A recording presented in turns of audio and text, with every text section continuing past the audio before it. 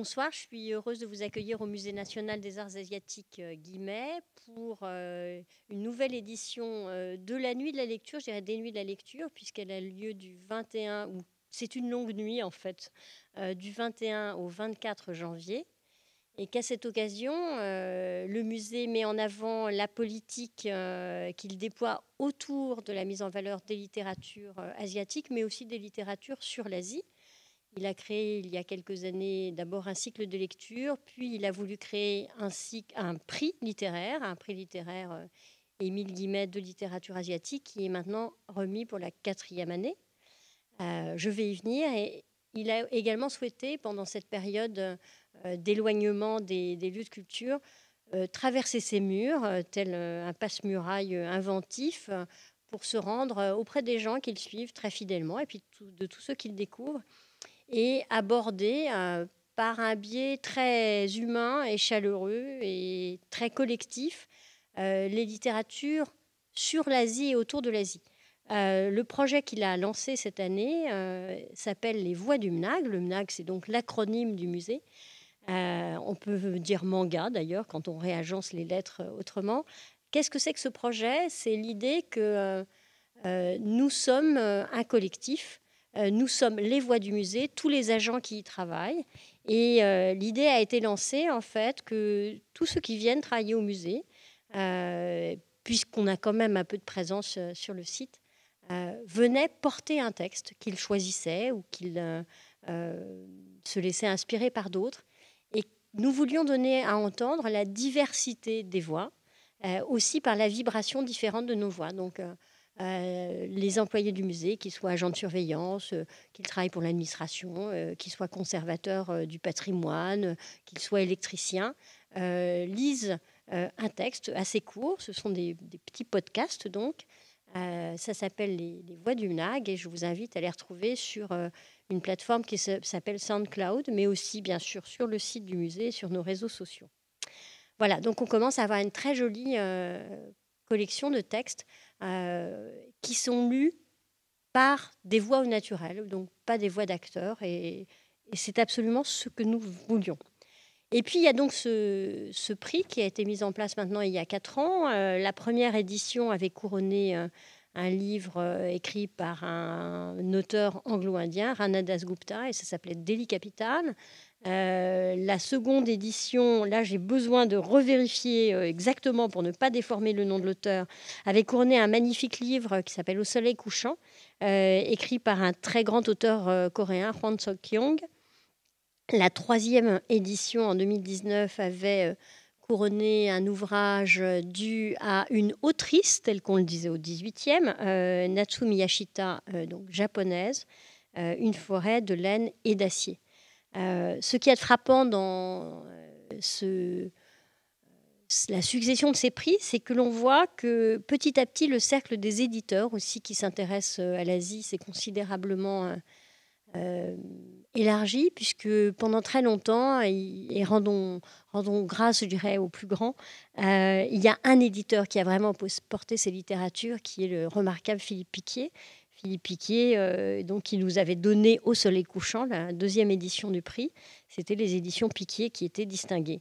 Mais le premier prix était publié chez Bucher-Chastel, le 3e aux éditions Stock. Et cette année, j'entretiens un peu le suspense, c'est à nouveau un éditeur qui, évidemment, a pour véritable apanage l'Asie, qui est mise à l'honneur, c'est l'Asiatech, avec un livre que j'ai trouvé absolument bouleversant, dû à une autrice chinoise, Fan Fan, qui a donc été couronnée pour Funérailles molles. Mais je ne vais pas en dire plus, et je vais laisser la parole à la présidente du jury. Alors cette année, nous avions la chance d'avoir, je ne dirais pas comme toutes les années, parce que ce jury était exceptionnel, bien que les autres versions aient été aussi remarquables, voilà. Mais un très très beau jury.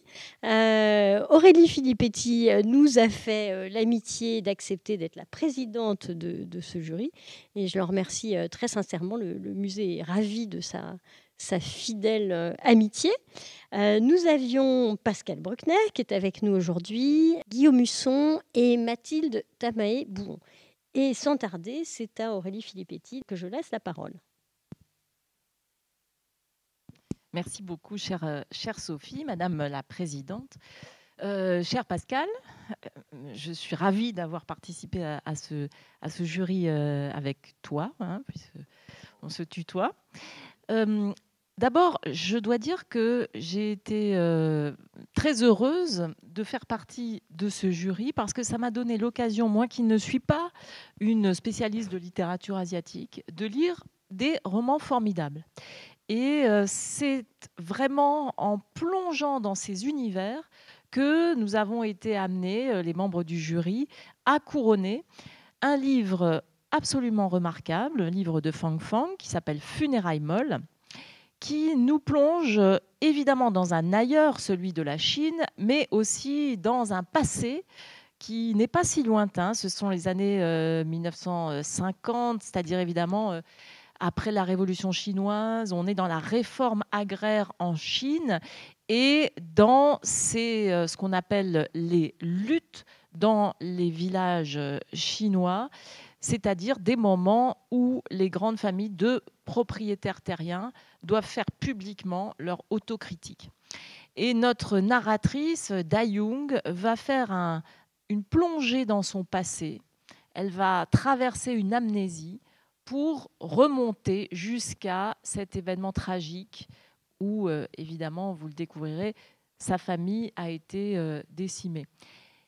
Et nous parcourons avec elle cette remontée dans le temps qui est évidemment aussi celle du lecteur, qui remonte vers le passé de l'histoire de la Chine pour ensuite revenir dans le présent. Parce que c'est ça aussi la littérature, évidemment, c'est nous emmener dans un ailleurs pour éclairer notre présent et notre ici et maintenant. Donc c'est vraiment un magnifique livre. Merci Sophie de nous avoir donné l'occasion de participer à ce jury. Je pense qu'on peut le dire, tous les membres du jury avaient choisi Funérailles molles dans leur préférence. Donc vraiment, c'est un très très beau livre que nous couronnons cette année et j'en suis extrêmement heureuse.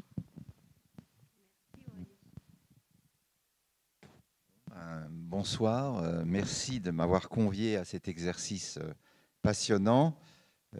Pour deux raisons, parce que j'adore l'Asie où je vais depuis à peu près 40 ans, le plus possible, et surtout l'Inde, et surtout parce que j'ai vécu à Paris à côté de l'Asiathèque, qui était rue Christine, et j'étais rue de Savoie, et donc ça a été aussi une manière pour moi de retrouver ce magasin qui n'existe plus, qui a disparu, qui était à côté de l'Action Christine, mais en tout cas qui m'a beaucoup impressionné et intéressé à l'époque. Alors, l'exercice est nouveau pour moi dans le prix Guimet. Je suis rentré en même temps au Goncourt et au jury du prix Guimet. Au Goncourt, peut-être pour plus longtemps. Donc, c'est un apprentissage intéressant. Et je pense que la première chose qu'on doit apprendre quand on est membre d'un jury, c'est à respecter les avis des autres et à s'incliner devant le verdict, même si ça n'est pas forcément le livre qu'on avait élu soi-même. Moi, j'avais une certaine tendresse pour fuir et revenir de Prajval Parajouli pour une raison toute bête, c'est que je connais le Sikkim, j'y suis allé, et que je trouvais intéressant cette idée d'un anniversaire d'une grand-mère de 84 ans qui réunit toute sa parentèle et qui n'ignore rien des tensions effrayantes qui traversent sa famille. Il y a notamment dans ce livre un personnage qui m'avait beaucoup retenu, d'une transsexuelle, mais le mot n'est pas vraiment adapté, d'une hijra, c'est ces travestis qui, dans toute l'Inde, chante et danse dans les fêtes. Et donc j'avais trouvé ce livre intéressant, mais il est évident que Funérailles molles de Fang Fang reçoit une actualité particulière au moment où la Chine se distingue non seulement par ses prouesses à combattre le virus, mais surtout pour ses prouesses dans le domaine des droits de l'homme. Donc je pense que c'est un acte politique que nous avons fait là aussi, et qu'effectivement l'auteur est, comme l'a dit Aurélie, l'auteur est très brillant, et ce titre est intriguant, Funérailles molles, car ça n'est pas du tout ce qu'on attendait. En Russie, la classe molle, c'est la première classe, la classe dure, c'est la seconde classe. Là, en Chine, les funérailles molles, c'est celles, évidemment, qui sont réservées aux citoyens de second rang.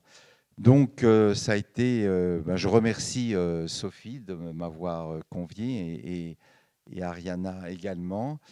Et je souhaite longue vie à ce prix qui nous ouvre à cette partie du monde qui est, à l'évidence, c'est une banalité, mais il faut le dire, l'avenir de notre planète. Je rappelle, merci beaucoup Pascal, je rappelle les autres ouvrages qui étaient en liste après le premier comité de sélection. Et puis il y a un comité de sélection interne aussi avec des gens qui viennent de l'extérieur. Il y avait La Grande Traversée de Shion Miura, donc une autrice japonaise, un ouvrage publié chez Actes Sud. Quand le ciel pleut d'indifférence de Shiga Izumi, japonais également, publié par Piquier. Tempête rouge de Tsering Dondrup, un auteur tibétain, également publié chez Piquier. Fuir et revenir, dont Pascal Bruckner vient de nous parler, de Prajval Parajouli, publié par Emmanuel Colas, et donc Fang Fang, Funérailles molles, publié par l'Asiatech, qui a donc été couronné pour ce prix. Merci beaucoup et très bonne nuit de la lecture.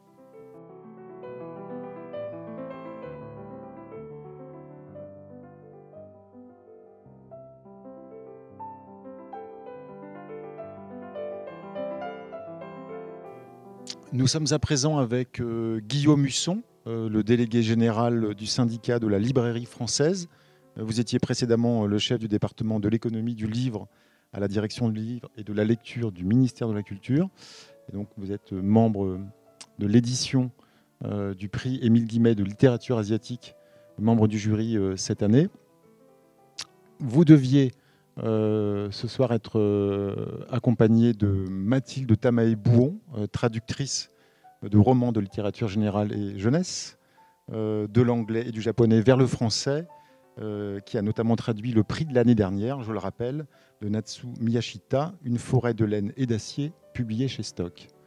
Alors, Guillaume Husson, dites-nous pourquoi le choix s'est porté cette année sur Fang Fang et Funérailles molles. Je voudrais peut-être souligner d'abord à la fois la qualité de la sélection qui nous a été proposée, et puis dans ces conditions particulières où on s'est réunis à distance malheureusement, et où on était tous confinés généralement chez soi, le caractère particulier de ces lectures, en tous les cas pour moi, parce que ça m'a permis de vraiment créer une sorte de fenêtre vers l'Asie, du Tibet au Japon, à l'Inde, à la Chine, avec de très bons textes. Alors particulièrement celui-là, le premier qualificatif qui me vient à l'esprit, c'est ambitieux. Je trouve que c'est un livre très, très ambitieux, c'est un livre marquant. Je l'ai lu il y a quelques mois maintenant, mais je suis encore avec lui là encore actuellement. Donc, une excellente traduction. Si ma consoeur était là, je pense qu'elle l'aurait souligné en tant que spécialiste. Un livre ambitieux sur la quête des origines, avec une construction très sophistiquée, des allers-retours entre le présent, le passé, c'est-à-dire des allers-retours aussi entre le présent et le passé de la Chine, et un entremêlement des histoires singulières et de l'histoire collective et politique de la Chine, notamment au moment de la réforme agraire. Et tout ça est mené avec une assez grande maestria. Voilà, on déambule, on voyage à travers la Chine, y compris dans les parties reculées de la Chine, dans les montagnes de la Chine, et en même temps un voyage dans le temps, dans la mémoire, et tout ça fonctionne remarquablement bien. D'accord. Donc vous aviez déjà une habitude de lecture de littérature asiatique ou est-ce que c'est Une grande habitude, ça serait faux de le dire. Je dirais une fréquentation de la littérature asiatique. Je suis par nature très, très curieux en littérature comme dans d'autres secteurs et comme dans les voyages. Donc voilà, mais je ne suis pas un spécialiste, loin de là. C'est plutôt un plaisir de la fréquentation à la fois de l'Asie et de la littérature asiatique quand je le peux et quand mes amis libraires me conseillent des bons textes. Cette fois-ci, c'est moi qui vais leur conseiller un bon texte. Actuellement, il y a un texte de Fang Fang qui est très présent oui. en librairie et dont on parle beaucoup, qui est son journal de confinement à Wuhan. Et j'incite les libraires à regarder aussi cet autre livre, qui est en plus chez un éditeur remarquable, pour le remettre en rayon, parce que je pense qu'il le mérite vraiment. D'accord. Donc vous nous confirmez l'engouement très net, très fort de la part des membres du jury cette année. Peut-être quelques mots sur les autres ouvrages en lice. Écoutez, dans les autres ouvrages que je vais reprendre, puisque mes lectures remontent à quelques mois, il y a eu débat sur le livre Tempête rouge, qui était à la fois jugé très, très intéressant, mais un débat sur l'aspect littéraire. Et moi, je dois dire quand même que c'est... Alors, Funérailles molles était, en tous les cas pour moi, pour certains autres membres du jury aussi, très au-dessus, se dégageait vraiment dans la sélection. Mais je trouve que ce livre Tempête rouge sur l'histoire du Tibet avec humour, avec recul, c'est-à-dire il n'y a pas d'un côté dans ce mouvement de sinisation du Tibet à marche forcée, il n'y a pas d'un côté les bons et les méchants. J'ai trouvé cette approche nuancée de l'auteur assez intéressante, assez plaisante. Sur la grande traversée, en tous les cas, il y avait un travail très intéressant sur les mots dans cette fabrication du dictionnaire, bien sûr. Quand le ciel pleut d'indifférence, quelques similitudes dans la construction avec Funérailles molles, et notamment dans ses allers-retours entre le présent post-tsunami et puis le passé, sans arriver, à mon sens, à la même ambition que Funérailles molles. Et puis il fallait l'Inde, donc avec fuir et revenir, et cette histoire de famille qui embrasse beaucoup de thématiques. Bien, écoutez, merci d'avoir partagé avec nous ce plaisir à l'occasion de cette expérience donc en 2020 que nous venons couronner en ce début d'année. Et merci encore pour ce partage et les quelques émotions que vous avez traversées avec vos camarades membres du jury. Merci à vous. Merci à vous de m'avoir convié. Et je voudrais juste dire un mot sur les librairies, puisque Bien sûr, c'est l'occasion. Je représente les librairies et je pense que dans le fait de m'avoir associé à ce prix, c'est aussi une façon d'associer le travail que les libraires s'efforcent de faire pour promouvoir les littératures étrangères, les littératures asiatiques bien sûr, mais aussi les autres littératures étrangères. La France, les éditeurs français traduisent beaucoup de littérature étrangère. Il y a une curiosité particulière, alors pas seulement la France, hein, nous ne sommes pas le centre du monde, mais particulièrement en France sur les littératures étrangères. Le fait qu'il y ait des rayons de littérature étrangère n'est pas forcément si courant dans d'autres pays. Donc voilà, je pense qu'il faut saluer aussi ce travail-là, ce travail d'éditeurs, des fricheurs. Hein. Il y en avait bien sûr, par exemple Piquier dans la sélection, l'Asiathèque, j'en ai parlé également. Le travail d'institutions publiques, je vois au dos du livre Funérailles molles le logo du Centre national du livre, c'est-à-dire que tout le monde prête son appui pour favoriser cette présence des littératures étrangères en France, y compris en en aidant à la traduction des ouvrages, ce qui est évidemment très important pour pouvoir, au bout du compte, proposer ces livres-là, parce qu'une traduction, ça coûte cher, donc pour pouvoir proposer malgré tout ces titres-là à des prix abordables par le grand public. Donc voilà, je pense que c'est une façon de souligner la mobilisation de notre écosystème, comme on dit avec un barbarisme, les traducteurs, bien sûr, les auteurs, les traducteurs, mais aussi les éditeurs en France, les institutions publiques et puis les libraires au bout de la chaîne pour porter ces bijoux de la littérature étrangère auprès des lecteurs. Voilà, donc on va s'efforcer évidemment de poursuivre ce travail-là, malgré les conditions d'exercice un peu difficiles actuellement.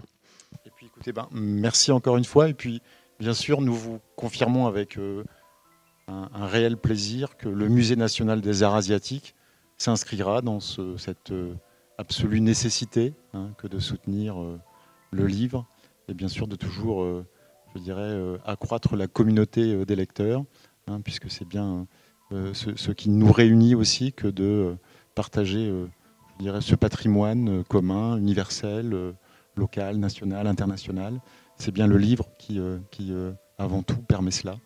Donc le musée continuera et s'efforcera bien sûr de toujours faire une place très forte au livre dans l'ensemble de son offre. Voilà. Merci à vous. Merci.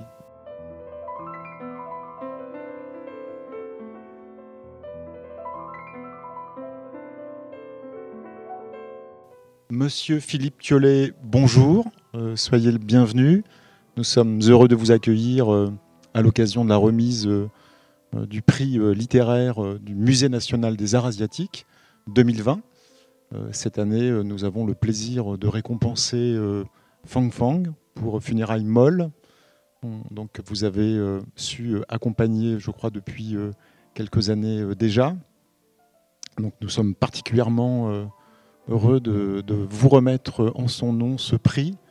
Vous saurez nous dire, je crois, dans quelques instants, tout le parcours de cet auteur et de cet ouvrage absolument singulier, comme chacun peut-être le sait à présent, on va bientôt le découvrir, puisqu'il s'agit d'un ouvrage particulièrement audacieux, je crois qu'on peut le dire de cette façon. Voilà. Alors, je suis Philippe Thiollet, directeur des éditions L'Asiatech, une maison d'édition familiale dont peut-être on pourra un petit peu parler, et qui, donc, alors, au nom de L'Asiatech, surtout, je tiens vraiment à adresser mes vifs remerciements au jury du prix Émile Guimet 2020 de littérature asiatique, qui est vraiment un très bel honneur pour démarrer cette année 2020 dans ce contexte un peu difficile pour les éditions indépendantes. Et donc, c'est vraiment pour l'Asiatech tout à fait extraordinaire. Et toute l'équipe est vraiment dans une grande joie que nous ayons ce prix, je tenais vraiment à le dire. Et que ce soit particulièrement pour Funérailles molles, qui est un livre sur lequel on a beaucoup travaillé. En effet, on pourra en parler. Voilà, et que ce soit aussi un prix qui honore et qui salue le travail de Fang Fang, qui est vraiment une femme d'exception.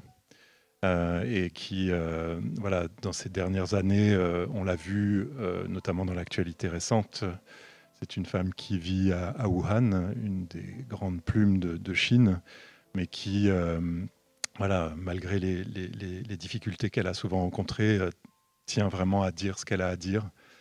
Et elle le fait avec beaucoup de subtilité dans ce roman qui voilà, aborde les aspects historiques, mais sans trancher. Elle laisse le lecteur méditer sur ce que chaque protagoniste a vécu dans ce moment terrible, en l'occurrence de la réforme agraire des années 50. Et voilà, elle permet au lecteur de comprendre toutes ces questions autour de la mémoire, de l'oubli, du pardon. Alors, je tiens à dire une chose, c'est qu'il y aura aussi Brigitte Duzan qui va venir.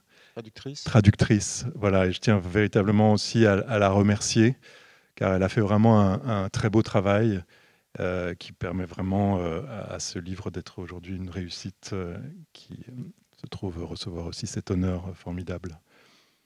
Donc Brigitte Duzan, qui est une femme qui travaille actuellement beaucoup sur la littérature en Chine actuelle et qui tient d'ailleurs un blog extrêmement intéressant et très documenté qui s'appelle Chinese Short Stories, vraiment pourra parler de Funérailles molles, de Fang Fang et le mettre dans un contexte aussi de la production littéraire en Chine actuelle. Écoutez, nous, en tout cas, ce dont je peux témoigner ici pour le Musée national des arts asiatiques, c'est à quel point ce récit a enthousiasmé notre jury dit de présélection, une dizaine de personnes composées pour une part de gens de l'établissement, mais aussi de lecteurs qui ont su manifester leur intérêt pour je dirais, participer à ce jury. Donc un premier engouement très fort de la part de ce comité de présélection. Et puis ce même enthousiasme renouvelé de la part des membres du jury de sélection, puisque à l'issue de, si je puis dire, de ce premier tour, 5 ouvrages étaient en lice. Oui. Et voilà, une forte unanimité très rapidement s'est dégagée pour Fang Fang. Oui, non, je crois que c'est un livre qui avait déjà rencontré, je peux dire, pour une part des lecteurs, ou peut-être même ses lecteurs. Et nous sommes à présent vraiment très, très convaincus qu'il devrait en rencontrer encore beaucoup, beaucoup d'autres. Et c'est vraiment un prix, à notre sens, très, très mérité. Oui, c'est particulièrement mérité, je pense, parce que c'est cette femme, Fang Fang, qui est particulièrement remarquable et qui a cette œuvre littéraire finalement encore peu connue en France. Il y avait eu déjà quelques publications par le passé, mais aujourd'hui, on la connaît à la faveur de cette publication un peu plus Funérailles molles, et aussi dernièrement du fait de la publication du journal qu'elle a tenu dans les premiers temps de la pandémie à Wuhan, sa ville natale et sa ville où elle habite, dans un livre qui a été publié chez Stock, Wuhan Ville Close. Oui. Donc ce qui est désolant aujourd'hui, c'est que Fang Fang ne puisse pas être parmi nous. Et à un moment donné, je lirai son message. Elle a envoyé un message, et c'est assez significatif, je pense, d'écouter sa parole à ce stade. Donc je ne sais pas si vous voulez que je vous lise avec plaisir, peut-être avec plaisir, son message maintenant. On pourra ensuite. Je ne sais plus si nous l'avons dit, mais se rappeler que pour une part, le livre a été interdit. Voilà, elle en parle d'ailleurs. Voilà. Donc je vais peut-être vous laisser... Donc, alors voici le message de Fang Fang. Merci aux membres du jury de l'estime qu'ils me témoignent. Quelques mois après sa parution en Chine, en 2016, mon roman Funérailles molles a été pris pour cible par l'extrême gauche de l'échiquier politique dans mon pays. Cela a suscité une vive controverse dans l'opinion. Puis, en 2017, les autorités chinoises ont interdit mon livre. C'est précisément alors que je traversais cette période difficile que l'Asiatech a pris contact avec moi pour me dire qu'ils aimeraient beaucoup publier Funérailles molles en France. Je remercie très sincèrement l'Asiatech. Merci à son directeur Philippe Thiollier ainsi qu'à Brigitte Duzan, la traductrice, pour tout le travail qu'ils ont accompli. Je me souviens de Philippe présentant en détail mon roman à des lecteurs français. Cela m'avait beaucoup touché. Funérailles molles est un roman sur la vulnérabilité, l'insignifiance du destin des individus emportés dans le tourbillon de l'histoire. Un roman qui parle de la lutte opposant l'homme au temps. Un roman qui met en question la mémoire. Vaut-il mieux se souvenir du passé ou l'oublier à jamais ? L'histoire est complexe, et ceux qui en héritent ne contribuent pas à rendre plus claires toutes les circonstances. C'est pourquoi je me sens incapable de formuler un jugement tranché sur les événements du passé, de décider qui était dans le vrai et qui était dans l'erreur parmi ceux qui s'opposaient. En revanche, je peux m'intéresser à une époque, éprouver de l'empathie pour les innocents qui ont été emportés par son courant et retracer leur destin. Je peux m'intéresser à l'oppression qu'ils ont subie, à l'impuissance à laquelle ils ont été réduits, à leur souffrance et à leur tristesse. Car je le sais bien, une poussière de l'histoire, quand elle vous tombe sur la tête, c'est une montagne qui s'abat sur vous. Il y a bien des années, la première fois que je suis allé en France, j'avais emporté avec moi un seul livre, c'est 93 de Victor Hugo. L'attention, la compassion dont fait preuve Hugo à l'égard de l'humain m'avait profondément ému. Mais c'est plus jeune que j'ai découvert la littérature française, quand j'étais encore au collège. Elle n'a pas seulement nourri mon écriture, mais plus encore mon propre développement personnel tout au long de mon existence. Les noms lumineux des écrivains français ont toujours brillé dans mon cœur, et je voudrais aujourd'hui adresser à la littérature française mes plus profonds remerciements. Fang Fang fait référence au fait qu'elle est venue aussi en France, enfin, elle fait référence en me citant, parlant du livre, au fait qu'elle était venue en France au moment du festival Étonnant Voyageur à Saint-Malo en 2019. Bien. Bah, écoutez, il ne nous reste sans doute plus qu'à souhaiter ensemble, au nom aussi de votre très belle maison, très singulière. J'invite chacun à, je dirais, regarder ou découvrir la très grande diversité de ce que vous proposez, qui, il faut le dire, est assez rare sur, me semble-t-il, sur les tables peut-être de nos libraires.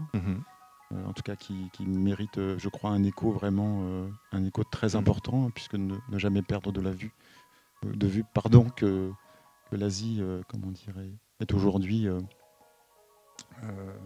absolument incontournable quand on se pose la question de la marche du monde. Et nous avons pu noter parmi les publications que vous proposez, je dirais, nombre d'ouvrages qui disent avec beaucoup de, je dirais, de pertinence et là aussi de point de vue très singulier cet état du monde en marche. Voilà. Donc encore une fois, merci. Et puis nous ne pouvons que souhaiter, je dirais, une très belle vie, une longue vie, à funérailles molles, voilà, qui le mérite amplement. Merci beaucoup.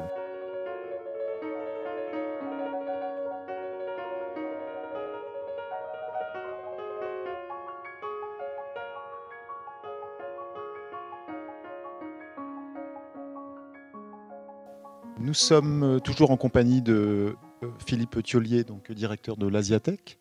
Et nous a rejoint, pour notre plus grand plaisir, Brigitte Duzan, traductrice de Funérailles molles. Et donc nous sommes évidemment impatients de vous rencontrer, très curieux de vous entendre nous dire quelques mots, je dirais, de la rencontre de ce récit et du travail que vous avez pu accomplir à cette occasion pour le mettre en lumière, pour le plus grand plaisir de tous les lecteurs. Oui, c'est effectivement une rencontre. Et c'était une rencontre inattendue parce que, en fait, le roman est paru en 2016, mais ce n'est qu'en 2017, quand il a eu un prix, et un prix national assez important qui s'appelle le prix Loya, qu'il a déclenché un tollé, et que c'est à ce moment-là que j'ai pu le lire. Il commençait à être retiré des étagères et il n'a pas été interdit tout de suite. On a simplement conseillé gentiment aux libraires de les enlever de la vente. Et il a circulé pendant un certain temps sur un site particulier qui diffuse les romans qui sont interdits en fait. Et donc j'ai pu le lire et j'ai trouvé ça extraordinaire. Et juste à ce moment-là, on était en train de discuter d'autres choses avec Philippe Thiollier. Et j'étais encore sous le choc de la lecture. J'avais pas tout lu, j'en avais lu une partie. Et je lui ai dit, oh, je viens de lire un truc, ça c'est vraiment intéressant. Et il a sauté sur l'occasion, il n'a pas hésité. Donc c'est comme ça que c'est une véritable rencontre. Oui. Voilà.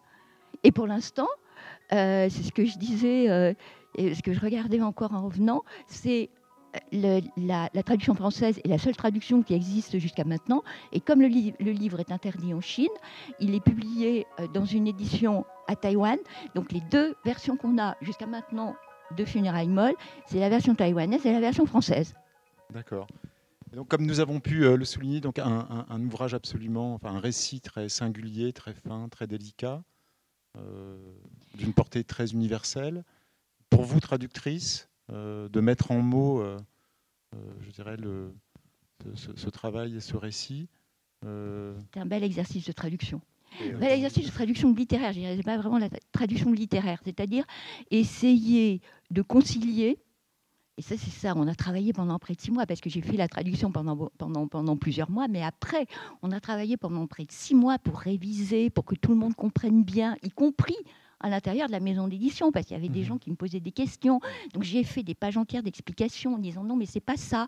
Donc je me suis dit, bon, donc une conciliation entre les exigences du texte qui est complexe parce qu'il est sur plusieurs niveaux narratifs, donc avec des passages au présent, au futur, au passé, des textes qui sont essentiellement narratifs, descriptifs, et puis des passages qui sont en dialogue. Donc c'est extrêmement divers au niveau du rythme, au niveau de la phrase. Et il fallait en plus, c'est ça qui était très difficile, qui était difficile pour moi, il fallait comprendre quel était le contexte. Et c'est un contexte, on parle toujours de la réforme agraire, hein, donc on dit c'est un roman sur la réforme agraire, mais c'est pas seulement ça. Et c'est pour ça que c'est intéressant. C'est en fait que c'est à partir de la réforme agraire, à partir de ce thème, elle a broché un tableau d'une société qui n'est pas la société chinoise, mais qui est la société du Sichuan, de l'Est, à, disons, des années 1950 à aujourd'hui, avec des détails qui ne sont absolument pas connus. Elle a fait une description absolument fantastique de la culture des propriétaires terriens, mais dans cette région-là, est du Sichuan, et en indiquant, en décrivant leur culture, qui était une culture de lettrés, et en plus, des lettrés qui s'étaient installés dans cette région extrêmement isolée, pour être tranquille, justement, loin du pouvoir central, comme toujours dans l'histoire de la Chine, on se met le plus loin possible de l'empereur, et avec comme conséquence secondaire qu'ils étaient isolés et qu'il fallait qu'ils se défendent eux-mêmes contre les bandits, parce que c'est une région qui est, depuis l'aube des temps en Chine, a été infestée par des brigands. Alors ça, les brigands, on les retrouve depuis Sima Qian, c'est une longue histoire, mais dans l'est du Sichuan, il y en a eu des bandes extrêmement actives, en particulier dans les années 20 et 30, au moment de ce qu'on appelle les seigneurs de la guerre. Et ce n'est qu'en 1949 que Mao a lancé une campagne expéditive contre eux, et qu'ils ont été finalement éradiqués. Donc, pendant toute une période, il y a eu une campagne et elle explique que certains propriétaires terriens se sont alliés avec les paysans pour éliminer. Donc, tout ça, ce sont des choses qui ne sont pas connues du tout. Et elle en rajoute parce qu'elle décrit les maisons des propriétaires terriens, des maisons extraordinaires. Donc Philippe Thiollier a fait un petit collage sur la couverture pour montrer comment c'était, d'après la description qu'on a fait dans le roman, des maisons donc, qui étaient en fait des petites forteresses fortifiées pour se protéger des brigands, avec beaucoup de développement. Ces passages sur la description de la culture locale, des maisons, de la vie dans ces maisons, c'est absolument formidable et on ne le lit pas ailleurs. Oui, c'est vrai qu'on retient de façon assez significative, je dirais, l'impact de l'architecture ou de l'habitat sur nos modes de vie. Absolument. Et d'ailleurs, l'un de ces personnages principaux, c'est un professeur d'architecture, historien de l'architecture, qui remonte à un certain nombre de maisons qu'il est en train d'étudier avec ses élèves. Et c'est à partir de ses recherches sur les maisons qu'ils arrivent à petit à petit à avoir une idée de ce qui s'est passé dans la famille. Parce que les villageois autour croyaient entendre des bruits et croyaient que la maison était hantée. Mais c'est formidable, c'est très très vivant et c'est très... on a l'impression de toucher du doigt l'histoire qu'elle raconte. Donc c'est vrai que c'est un vrai plaisir de lecture. Je crois qu'on peut même parler assez simplement, mais d'une expérience émotionnelle. Est-ce que c'est aussi parce que il est inspiré d'une histoire vraie, qu'on y trouve une véracité peut-être que parfois la fiction, je dirais la véritable fiction peut nous proposer, mais là, cette inspiration, il puise donc dans quelque chose qui s'est vraiment passé. C'est une histoire qu'on lui a racontée, en fait. Voilà. C'est une histoire qu'on lui a racontée. L'histoire d'un ami qui lui dit un jour, j'ai ma mère, Elle est très âgée, elle perd un peu la tête et elle fait des cauchemars. Et en faisant des cauchemars, elle raconte des trucs, on ne comprend pas ce que c'est. Et il y a un mot qui revient constamment, c'est Juan-Mai. Et Juan-Mai, vous savez ce que ça veut dire, et personne ne sait ce que ça veut dire. C'est pour ça qu'il fallait absolument le conserver dans le titre, parce que le titre chinois, c'est pareil, personne ne comprend. C'est Oui. du dialecte du Bien Sichuan. sûr. Donc, à partir de là, que le fils a essayé de se dire, mais qu'est-ce qui est arrivé à ma mère? Et donc, Fang Fang a repris cette idée de la recherche d'un fils qui ne sait pas du tout ce qui s'est passé, ce qui est arrivé à ses parents, parce que l'histoire a été complètement occultée et volontairement pour que personne ne puisse remonter aux origines et qui petit à petit redécouvre l'histoire et qui en est suffoqué. Donc c'est vrai que Funérailles molles, un titre intrigant. Je ne sais pas si on peut ici dévoiler. Je ne sais pas ce que vous en pensez. C'est pas dévoilé parce que c'est écrit dans le C'est bien sûr écrit dans le texte, mais ce que je veux dire par là, c'est que pour moi, c'était une découverte, par exemple. Enterrement sans linceul. Voilà, sans cercueil. Sans cercueil. Voilà. C'est une découverte pour les Chinois aussi, parce Oui. que n'importe quel Chinois ne connaît pas forcément cette coutume, qui est une coutume locale, en plus avec toutes les superstitions qui sont liées. C'est-à-dire que si vous êtes enterré comme ça, c'est en général parce qu'on veut se venger de vous, et vous ratez votre réincarnation. C'est ça, voilà. C'est grave. C'est le complément, voilà, absolument. Ce qui est très beau, et j'aimerais peut-être vous entendre en parler, c'est cette question des 18 niveaux de l'enfer. Oui, dans lequel Fang Fang a finalement structuré le récit mental, qui est aussi cette autre partie de la beauté littéraire du texte Funérailles molles, c'est ce récit mental de ce qui se passe dans la tête de cette vieille femme. Je crois que c'est ça l'idée de génie, Je crois que vraiment c'est ça l'idée de génie. Parce que elle aurait pu raconter l'histoire linéairement. Dire le fils, il part avec son copain qui est professeur d'architecture, il va à la recherche il trouve bon. Mais ce qui est génial, c'est elle a fait une double narration qui est une espèce d'ellipse.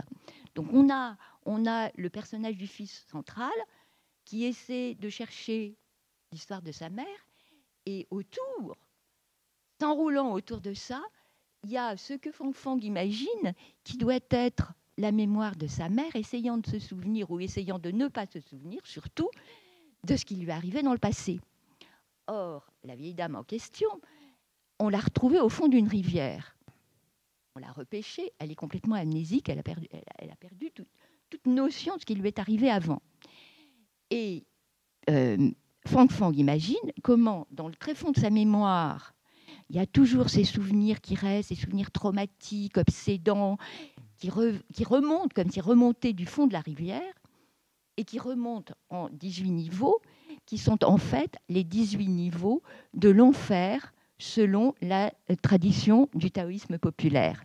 Et donc, si vous lisez, j'ai fait tout un article là-dessus parce que c'est absolument fantastique, c'est exactement le passage des différents niveaux pour arriver à se sortir de l'enfer et arriver dans le ciel suprême, débarrassé de tout souci, en ayant passé d'ailleurs, et ce qui on retrouve l'idée aussi du texte, c'est que quand on passe le dernier niveau de l'enfer, il y a une vieille dame qui vous attend avec la potion de l'oubli. C'est exactement comme dans l'histoire grecque aussi.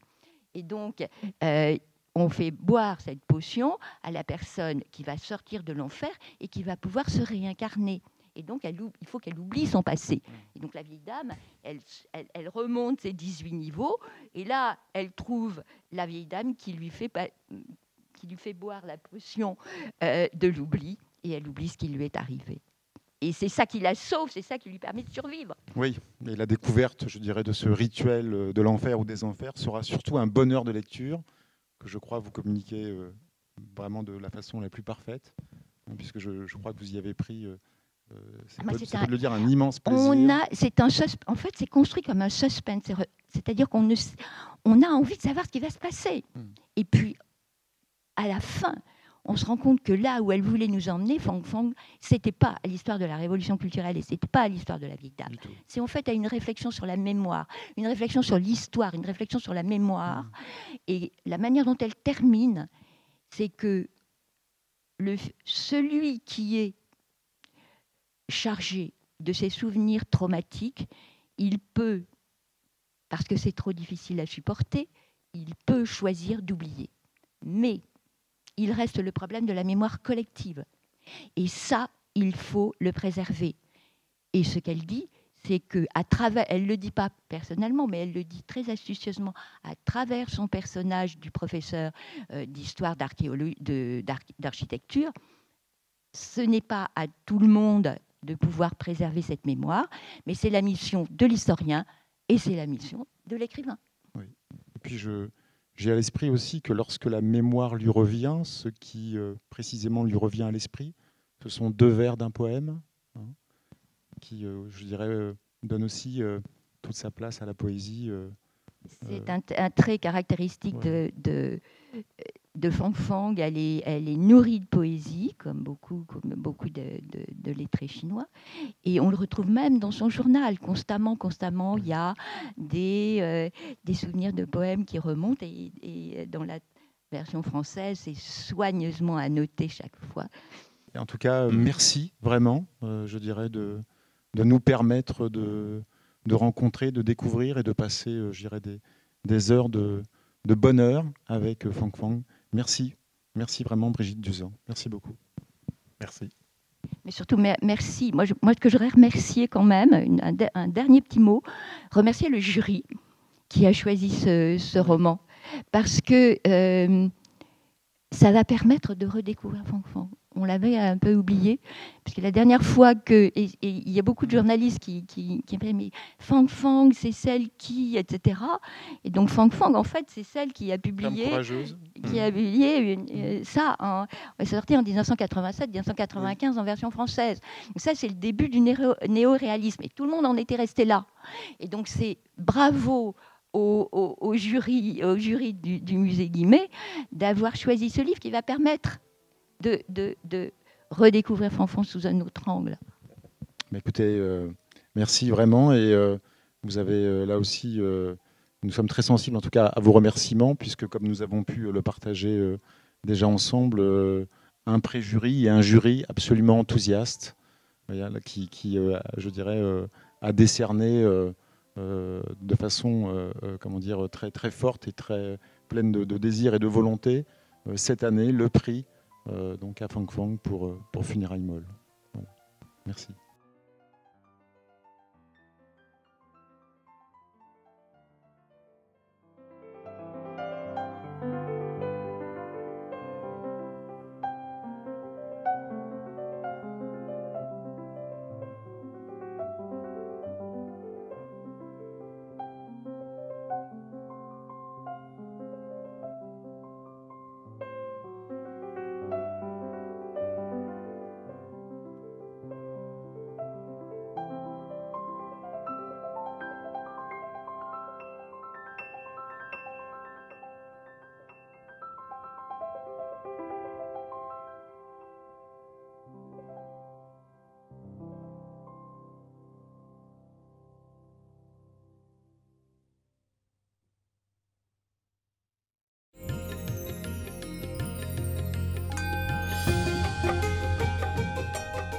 Ce projet, Les Voix du MNAG, il est né de l'envie de proposer à toutes les équipes du musée un projet ludique, fédérateur.